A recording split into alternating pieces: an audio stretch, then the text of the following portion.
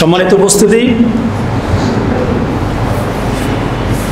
আমি যেমনটা বলছিলাম, গত 15-20 দিন যাবৎ সারা বাংলাদেশে একটা সহিংস অবস্থা গিয়েছে।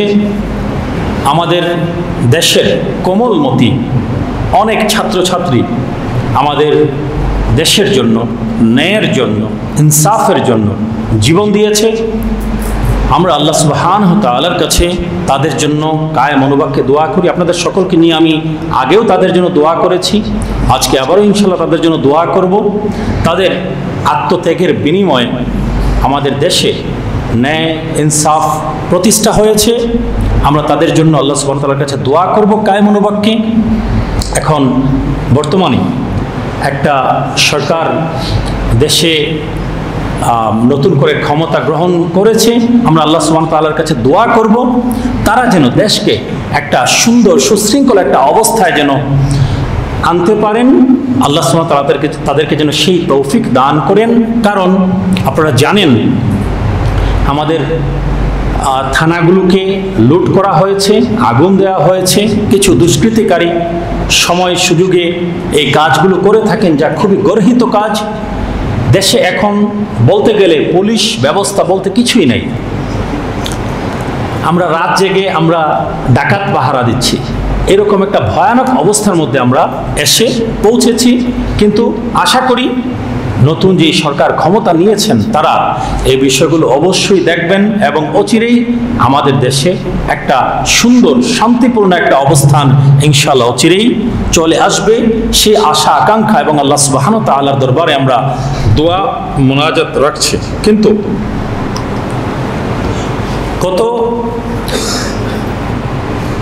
গত 15-20 দিনের যে প্রেক্ষাপট এবং বাংলাদেশের প্রেক্ষাপট পরিবর্তন, আমি তার আগে একটা কথা আপনাদের কাছে বলে নিই। অনেক মুসলমানদের মধ্যে এখন একটা চিন্তা চলে আসছে যে মসজিদের মেম্বর থেকে দেশ, রাজনীতি এগুলো নিয়ে কেন আলোচনা হবে? এর চাইতে জঘন্য কোনো কথা আর হতে পারে না। হ্যাঁ, আমরা এখানে বসে কোনো দলের পক্ষে আমরা রাজনীতি করব না, 100% রাইট। কোনো ইমাম, কোনো খতিব কোনো দলের পক্ষে চাটুকারি করবেন, কোনো দলের পক্ষ হয়ে রাজনীতি করবেন, এটা অবশ্যই নিন্দনীয় কাজ। কিন্তু দেশ কিভাবে চলবে, দেশ কিভাবে চলা উচিত, যদি মসজিদের মেম্বর থেকে কুরআন সুন্নাহর আলোকে যদি আপনার আলোচনা না আসতে পারে, তাহলে ওই খতিব এবং ইমামদের উচিত চুরি করে ঘরে বসে থাকা। আপনাদের মসজিদের খতিব হিসেবে আমি গত 15 দিনে, গত যে 2-3 জুমা কোরআন সুন্নাহর আলোকে আমি কি জুলুমের বিরুদ্ধে আলোচনা করি নাই? জুলুমের বিরুদ্ধে আমি আলোচনা করেছি এবং এই ছাত্রছাত্রী এবং তাদের পরিবারের জন্য আমি দোয়া করেছি।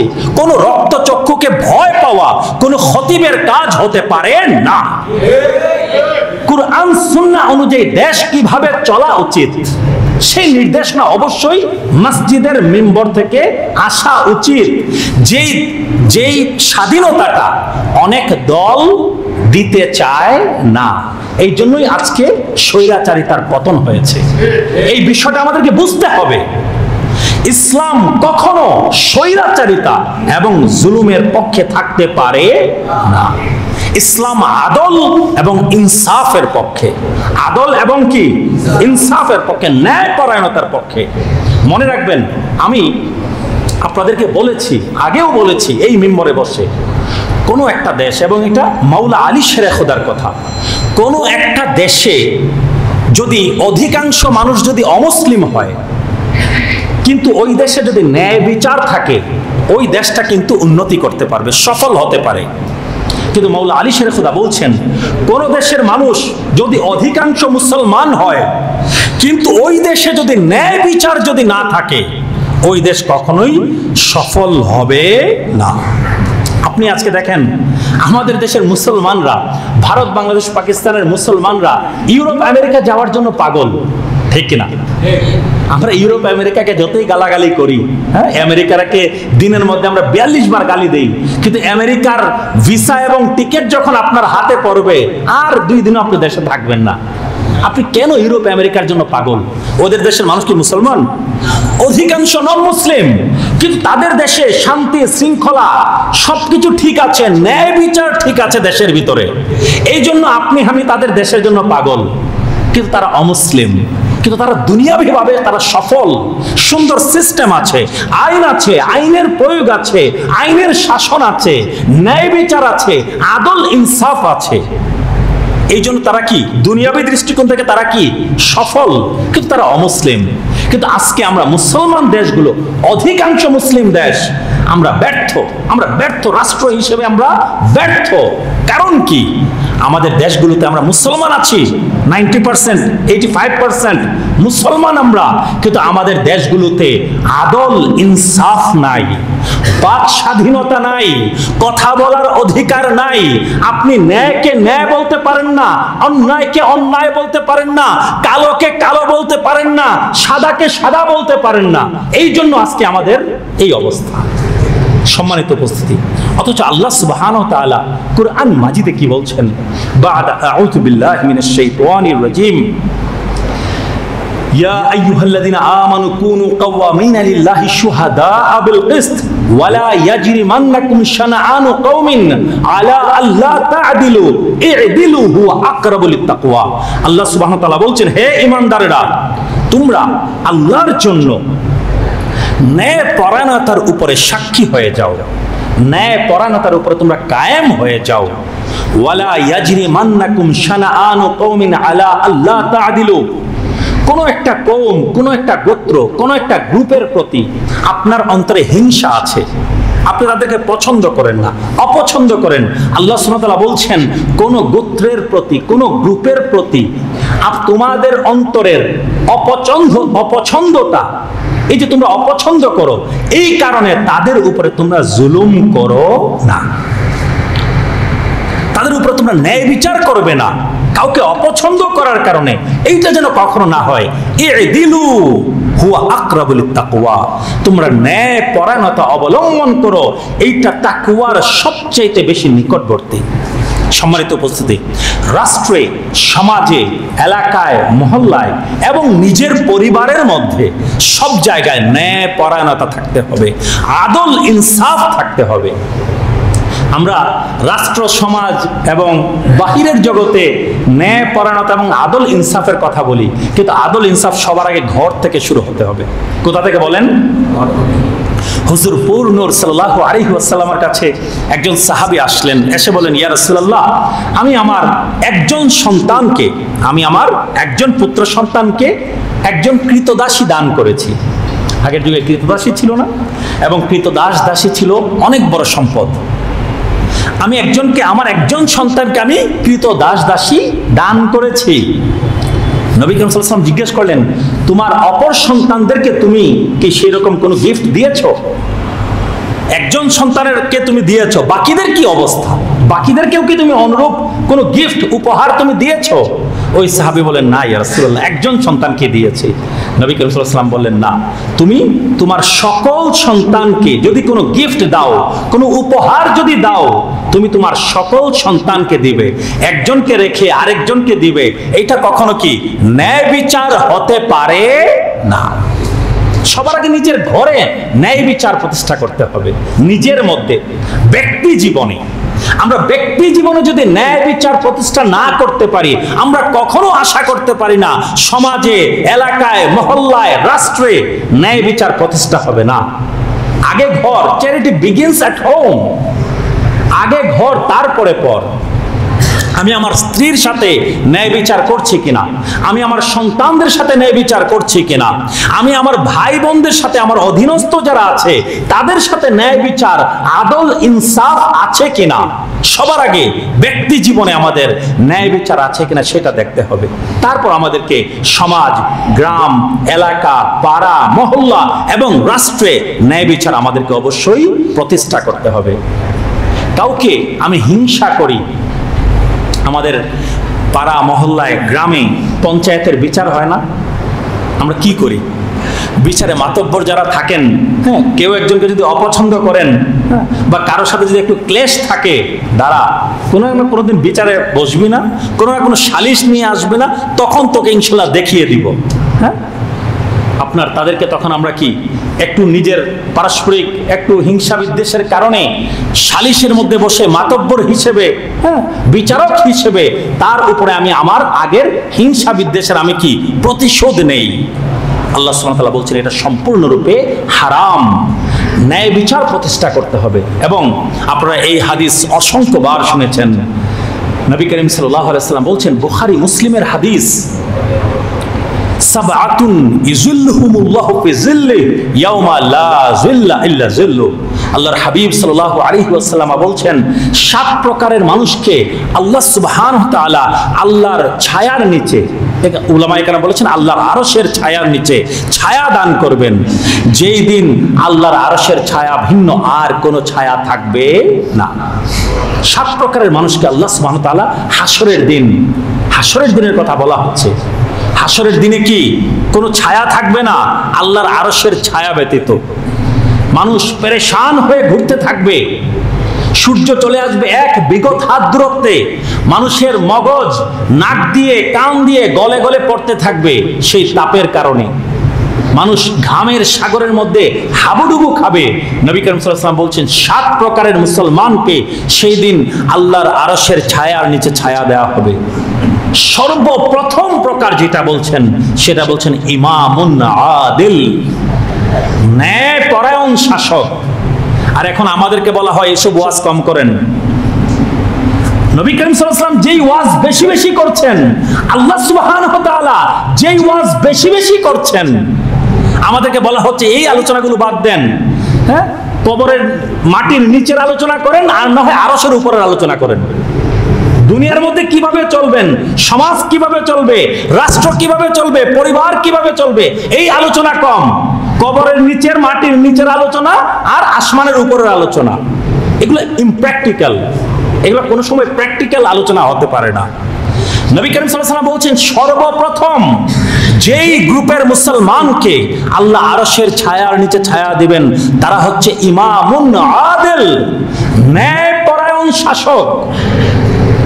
আদল ইনসাফের উপরে যে শাসক আছে, মাতব্বর, এলাকার গণ্যমান্য ব্যক্তিবর্গ যারা সালিশ বিচার বৈঠক হলে যারা নেতৃত্ব দেন, সমাজের জনপ্রতিনিধি যারা, রাষ্ট্রের জনপ্রতিনিধি যারা, রাষ্ট্রের ক্ষমতায় যারা আছেন, তারা যদি ন্যায় পরায়ণতার সাথে, ইমান ইনসাফের সাথে, ন্যায় পরায়ণতার সাথে তারা যদি শাসন ব্যবস্থা, বিচার ব্যবস্থা যদি পরিচালনা করেন, তাহলে আল্লাহর হাবিব সাল্লাল্লাহু আলাইহি ওয়া আলিহি ওয়াসাল্লাম বলছেন তাদেরকে আল্লাহ সুবহানাহু ওয়া তাআলা আল্লাহর আরশের ছায়ার নিচে সবার আগে ছায়া দান করবেন।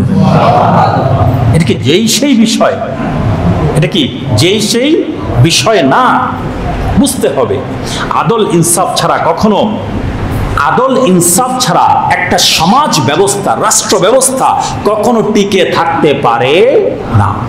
সম্মানিত উপস্থিতি, আমরা যে আয়াতখানা প্রতি খুতবাতে আমরা তিলাওয়াত করি, যে আয়াতখানা আরবি খুতবাতে আমরা সব সময় তিলাওয়াত করি, সূরা নাহলের 90 নম্বর আয়াত, আল্লাহ সুবহানাহু ওয়া তাআলা বলছেন, ইন্নাল্লাহা ইয়া'মুরু বিল আদলি ওয়াল ইহসান ওয়া ইতাইযিল কুরবা ওয়া ইয়ানহা আনিল ফাহশাই ওয়াল মুনকারি ওয়াল বাগি ইয়া'iযুকুম লাআল্লাকুম তাযাক্কারুন। এই আয়াত আমরা সকল সময় দ্বিতীয় খুতবাতে আমরা পাঠ করি। আল্লাহ সুবহানাহু ওয়া তাআলা সেখানে কি বলছেন?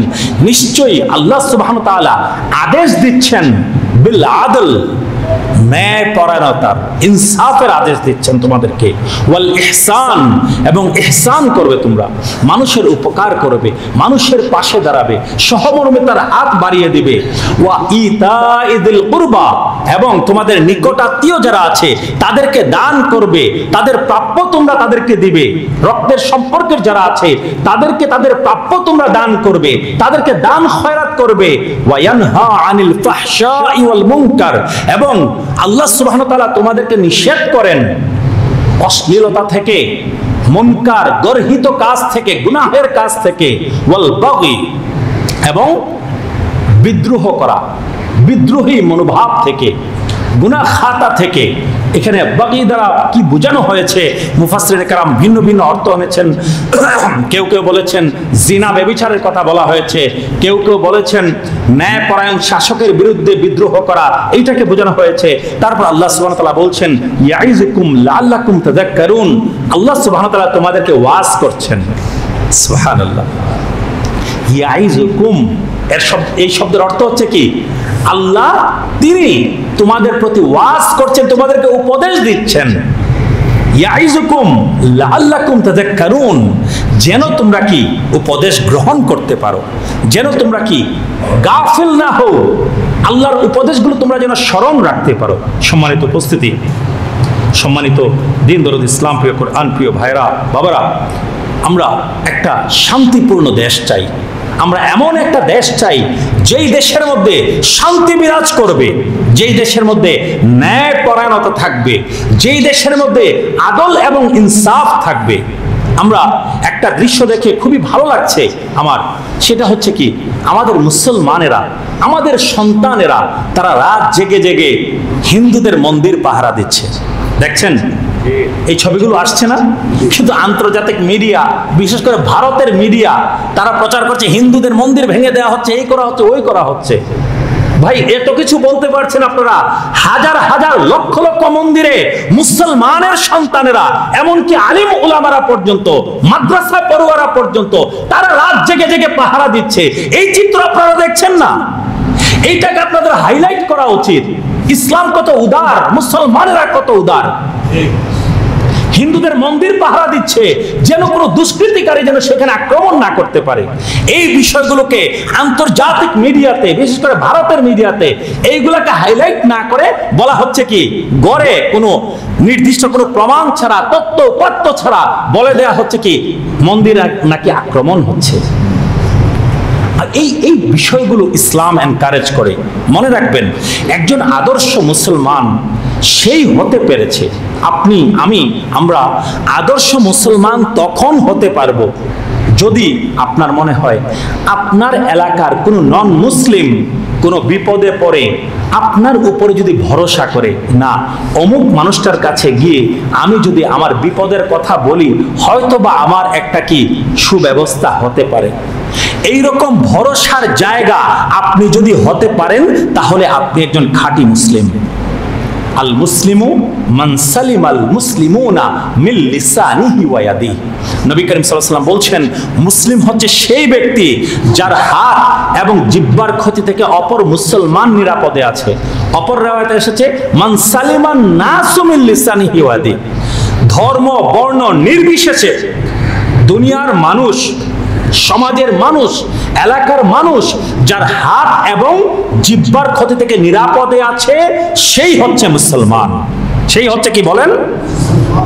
মুসলমান হওয়া এত সহজ না।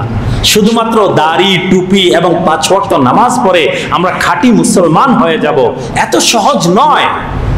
মুসলমান হওয়া বড় কঠিন। মুসলমান হওয়া কি, হ্যাঁ নামের মুসলমান হতে পারি, তো প্রকৃত মুসলমান, প্রকৃত মুমিন, প্রকৃত ইমানদার, প্রকৃত ইমানওয়ালা হওয়া বড় কঠিন।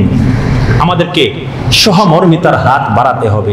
সমাজের মুসলমানেরা যারা আছে, অমুসলিম যারা আছে, ধর্ম বর্ণ নির্বিশেষে সকল মানুষের প্রতি আমাদের সহমর্মিতার হাত বাড়াতে হবে। এখন সেই সময়, একটা ক্রান্তিকাল চলছে, কঠিন একটা সময়ের মধ্য দিয়ে আমরা যাচ্ছি। আমাদের পরস্পরে আমাদের সহযোগিতার হাত আমাদেরকে বাড়াতে হবে, মানুষের পাশে গিয়ে আমাদেরকে দাঁড়াতে হবে। অনেকেই আছেন দীর্ঘ 15-20 দিন যাবত অনেকের ব্যবসা বাণিজ্য নাই, অনেকের চাকরি নাই। এই সময়টাতে যদি আমরা মুসলমান হয়ে মুসলমানের পাশে না দাঁড়াই, মানুষ হয়ে মানুষের পাশে যদি না দাঁড়াই, আর কখন দাঁড়াবো? আমাদের ছাত্রছাত্রীরা দেখছেন আপনি, ছোট ছোট বাচ্চাগুলো আমাদেরকে শিক্ষা দিয়েছে, ছোট ছোট বাচ্চাগুলো আমাদেরকে শিক্ষা দিয়েছে এবার যে রাষ্ট্রের জন্য, সমাজের জন্য কিভাবে দাঁড়াতে হয়। এই শিক্ষাকে আমাদের ধারণ করতে হবে এবং ভবিষ্যতে আর যেন এইরকম অবস্থা যেন সৃষ্টি না হয়, এই ব্যবস্থা আমাদেরকে নিতে হবে। আমাদের ছাত্রছাত্রীরা আমাদেরকে দেখিয়ে দিয়েছে যে দেশের জন্য প্রয়োজন হলে কি তারা জীবন দিতে রাজি। তো এরপরে যারা আসবেন ক্ষমতায়, এরপরে যারা রাষ্ট্র ক্ষমতায় আসবেন, তাদের জন্য এটা ওয়ার্নিং যে ছাত্রছাত্রীরা জীবন দেওয়া শিখে গেছে, প্রাইভেট ইউনিভার্সিটির ছাত্রছাত্রী, প্রাইভেট স্কুল কলেজের ছাত্রছাত্রী, আমরা কি হাইব্রিড মুরগির বাচ্চা বলতাম?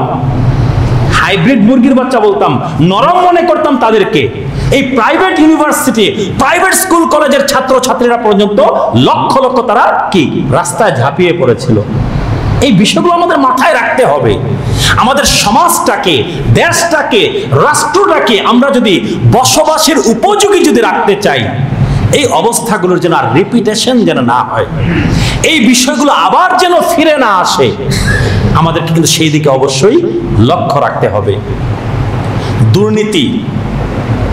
দুর্নীতি, এই যে ঘুষ, আপনার একটা কাজ করতে গেলেই, সরকারি একটা জায়গায় গেলেই টাকা দেয়া ছাড়া কোনো কথা নাই।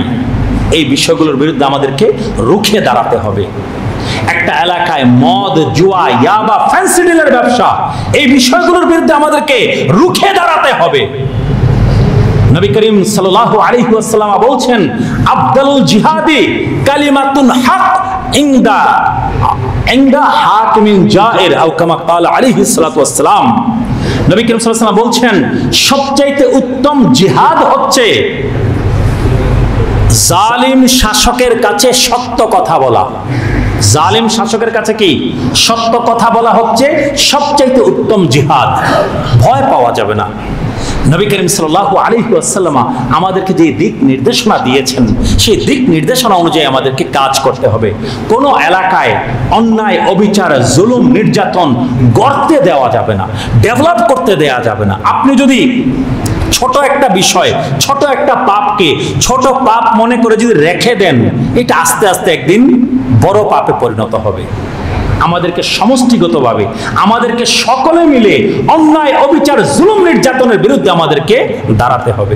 আমাদের এই ছাত্রছাত্রীরা কিন্তু সেই শিক্ষা আমাদেরকে দিয়েছে।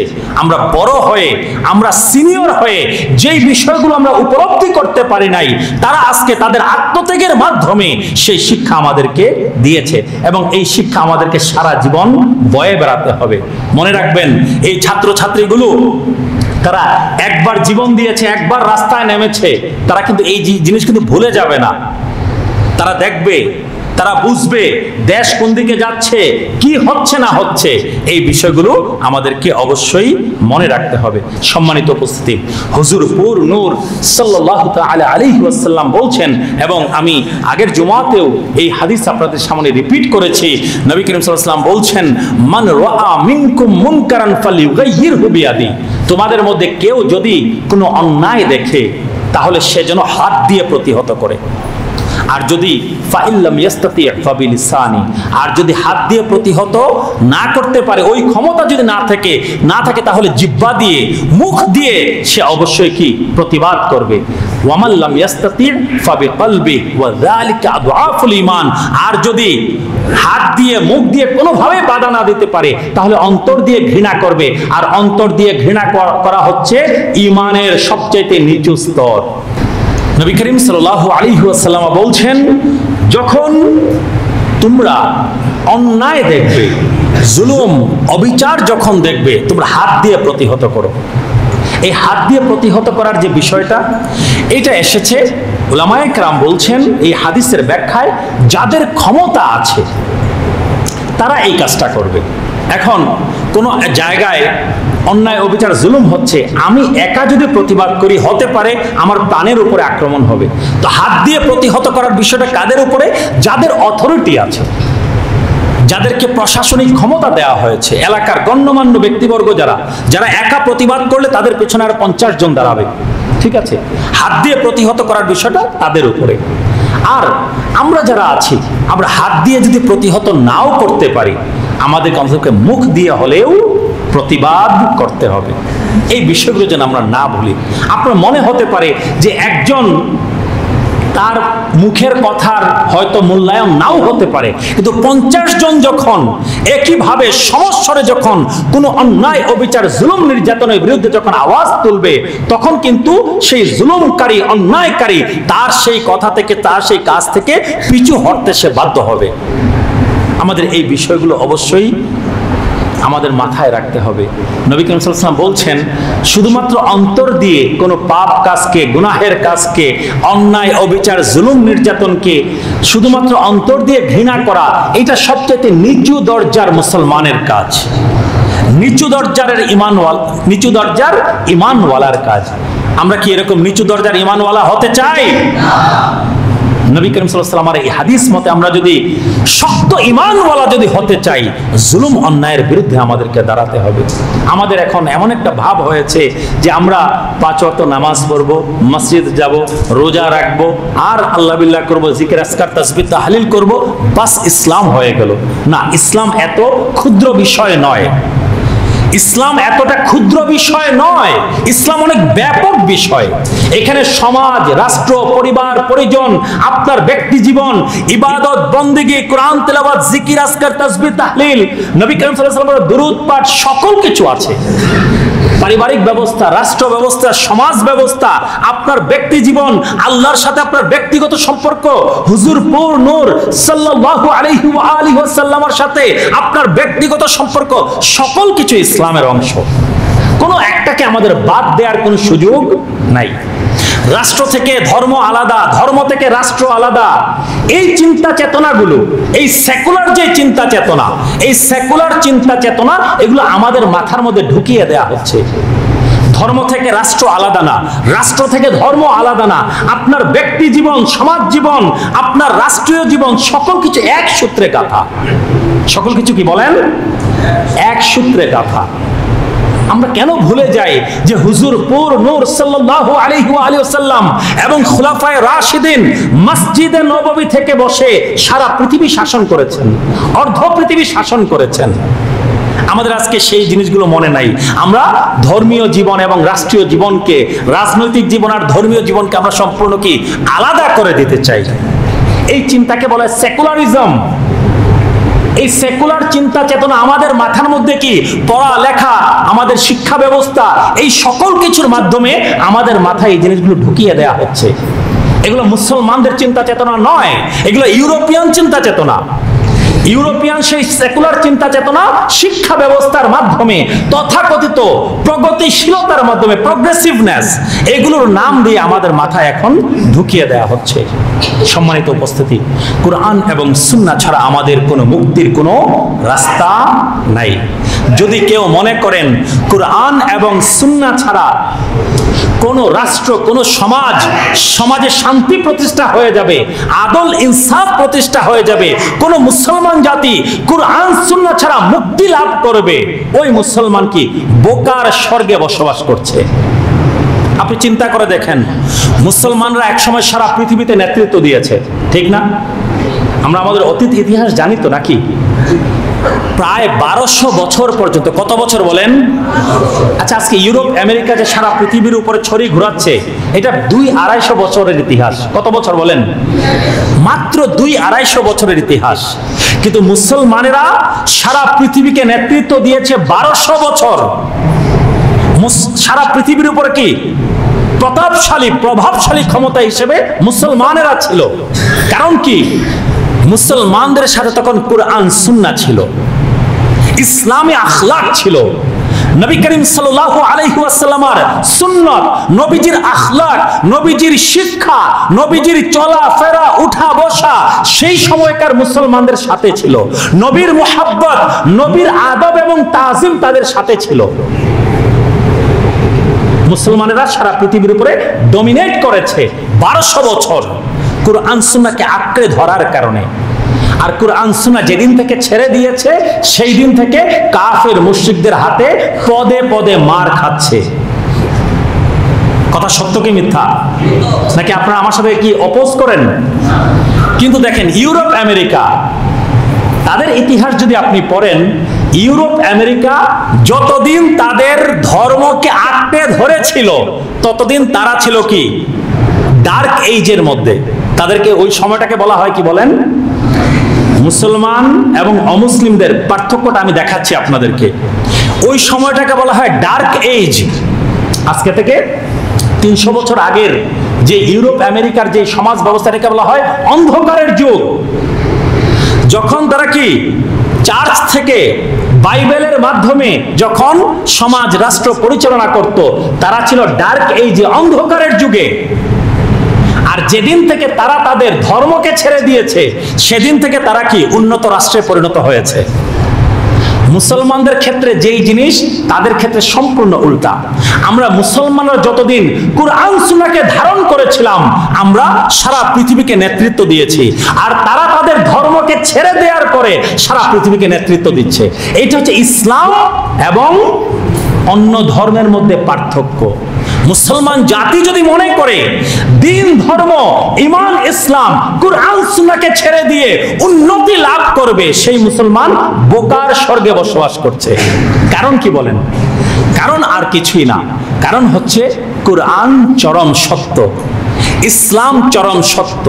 ইসলাম এবং কুরআনকে, সুন্নাহকে, নবীর মুহাব্বত, আদব, তাজিম, ভালোবাসাকে যদি কেউ ছেড়ে দেয়, ওই মুসলমান সমাজ, রাষ্ট্র, ব্যক্তি কোনোভাবেই সফল হতে পারে না।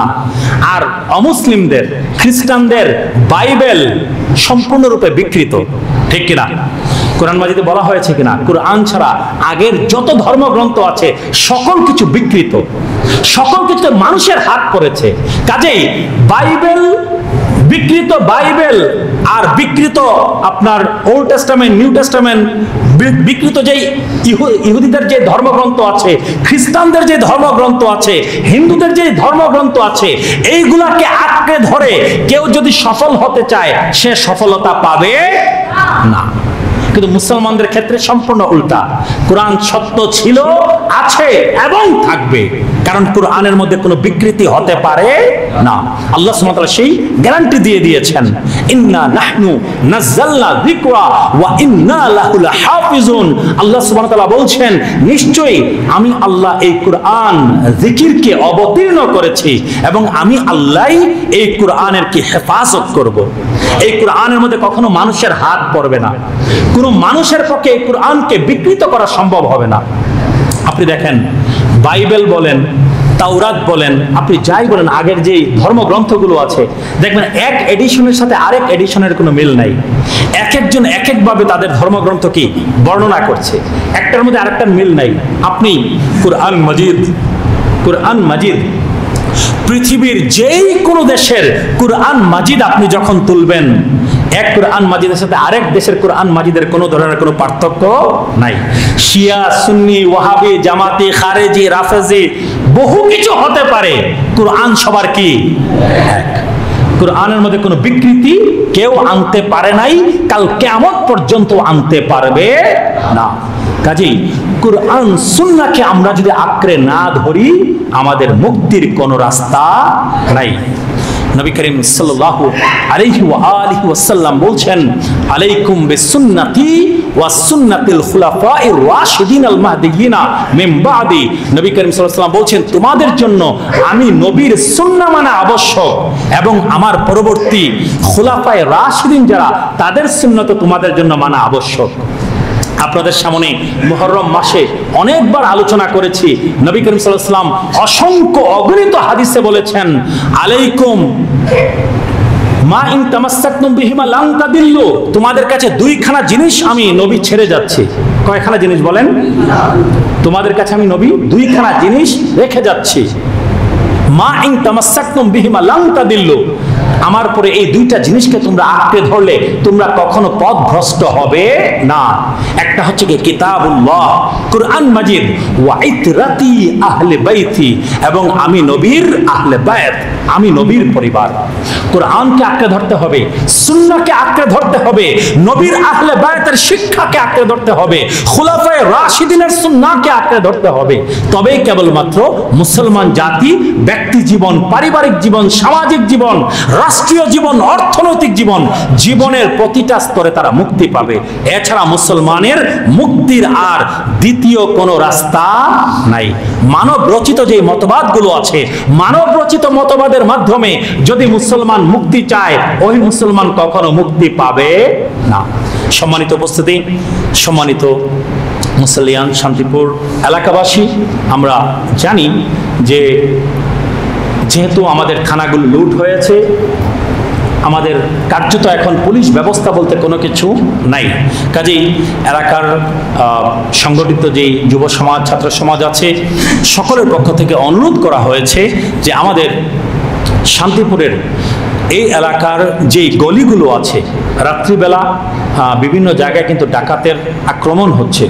আমরা প্রতিটা গলিকে আমরা সচেতন যারা আছি, প্রতিটা পরিবারের, প্রতিটা বিল্ডিংয়ের অন্ততপক্ষে একজন হলেও পুরুষ আমরা নিচে নেমে রাত্রিবেলা যেন এই গলিগুলো যেন পাহারা দিই।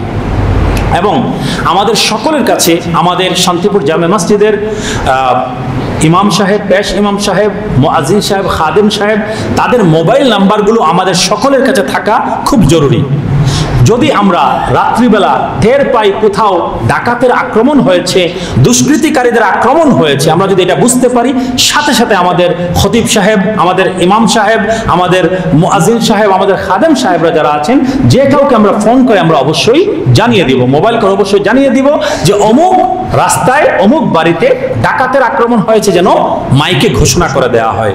এবং এক জায়গায় আক্রমণ হয়েছে শোনার সাথে সাথে আমাদের এলাকাবাসী বাকি যারা আছি আমাদেরও কিন্তু ওই গলিতে, ওই বাড়িতে আমাদের কিন্তু দৌড়ে অবশ্যই যেতে হবে।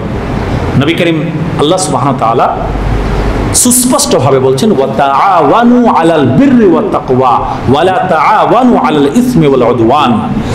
ন্যায়পরায়ণতা, সৎ কাজে, ভালো কাজে তোমরা একে অপরকে সাহায্য করো, গুনাহের কাজে, জুলুম, অন্যায়, অবিচারে তোমরা কেউ কাউকে সাহায্য করো না। এই আমাদের পারস্পরিক সহানুভূতি, এই পারস্পরিক আমাদের সাহায্য, এটা কিন্তু অবশ্যই আমাদের নিজেদের মধ্যে থাকতে হবে। ঢাকা শহরে আমরা কিন্তু বেশ কিছু নিউজ আমরা মিডিয়াতে এবং সোশ্যাল মিডিয়াতে আমরা দেখছি, রাত্রিবেলা কিন্তু এই সমস্যাগুলো হচ্ছে। আইন শৃঙ্খলা বাহিনীর অবর্তমানের কারণে এই চান্স কিছু দুষ্কৃতিকারী নিচ্ছে। আল্লাহ সুবহানাহু ওয়া তাআলা তাদেরকে যেন হেদায়েত করে দেন, সবাই বলে আমিন। যখন আমরা অনেক মানুষই আছি সুযোগের অভাবে ভদ্রলোক, অবশ্য এটা শুধুমাত্র আমাদের ভারত, বাংলাদেশ, পাকিস্তানে না, ইউরোপ, আমেরিকাতেও যখন কোথাও একটা ভীতিকর একটা পরিস্থিতি যখন তৈরি হয়, উচ্ছৃঙ্খল একটা অবস্থা যখন তৈরি হয়, তখন দেখা যায় ওইখানেও লুটপাট হয়। এটা সভ্য দুনিয়াতেও এই কাজ চলে। তো আল্লাহ সুবহানাহু ওয়া তাআলা আমাদের সকলকে যেন হেদায়েত করেন, এই দুষ্কৃতিকারীর তালিকায় যেন আমরা আমাদের নামগুলোকে যেন আমরা না তুলি, কিন্তু আমাদের অবশ্যই পরস্পরের সহযোগিতায়, সাহায্যে আমাদেরকে এগিয়ে যেতে হবে। আমাদের এলাকাগুলোকে এই 2-3টা রাত, বেশি না, ইনশাআল্লাহ তত্ত্বাবধায়ক সরকার ক্ষমতা নিয়েছে, পুলিশ প্রশাসনও ইনশাআল্লাহ খুব তাড়াতাড়ি তারা তাদের দায়িত্ব বুঝে নেবে, কিন্তু এই 2-3টা রাত আমাদেরকে অবশ্যই সতর্ক থাকতে হবে। কিন্তু দয়া করে আল্লাহর ওয়াস্তে আমরা গুজব না ছড়াই, মিথ্যা কথা যেন আমরা না ছড়াই, অন্য দেশের অন্য জায়গার ছবি এনে আমরা দেখাই যে বাংলাদেশে এটা হচ্ছে, অমুক গলিতে এটা হচ্ছে, তমুক গলিতে এটা হচ্ছে না। এই গুজব ছড়ানো কিন্তু অনেক বড় একটা গুনাহ। সূরাতুল হুজুরাত আপনি যদি পড়েন, আপনি পাবেন সেখানে গুজব ছড়ানো, মিথ্যা একটা সংবাদ, এটা জাস্টিফাই না করে, ইনভেস্টিগেট না করে আমরা সোশ্যাল মিডিয়াতে এখন যে যা পাই তা আমরা কি প্রচার করা, শেয়ার করা শুরু করি। এই সব কিছুর কারণে কিন্তু ওই যে সেই বাঘের গল্প, রাখালার বাঘের গল্প, হ্যাঁ, 2-3বার বলেছে যে মিথ্যা কথা বলেছে যে বাঘ এসেছে, পরে যখন সত্যি সত্যি বাঘ আসলো দেখা গেল কেউ সাহায্যে এগিয়ে আসে নাই। এই গুজব যেন আমরা না ছড়াই, যা বলবো সলিড এভিডেন্সের উপরে আমরা যেন আমাদের কথাগুলো, কাজগুলো যেন করি। আল্লাহ সুবহানাহু ওয়া তাআলা আমাদের সকলকে ঈমান, ইনসাফ, ন্যায় বিচার, এই সকল কিছুর উপরে আমাদের সকলকে কায়েম থাকার তৌফিক দান করুন, সবাই বলে আমিন। ওয়া আখিরু দাওয়ানা আনিল হামদুলিল্লাহি রাব্বিল আলামিন।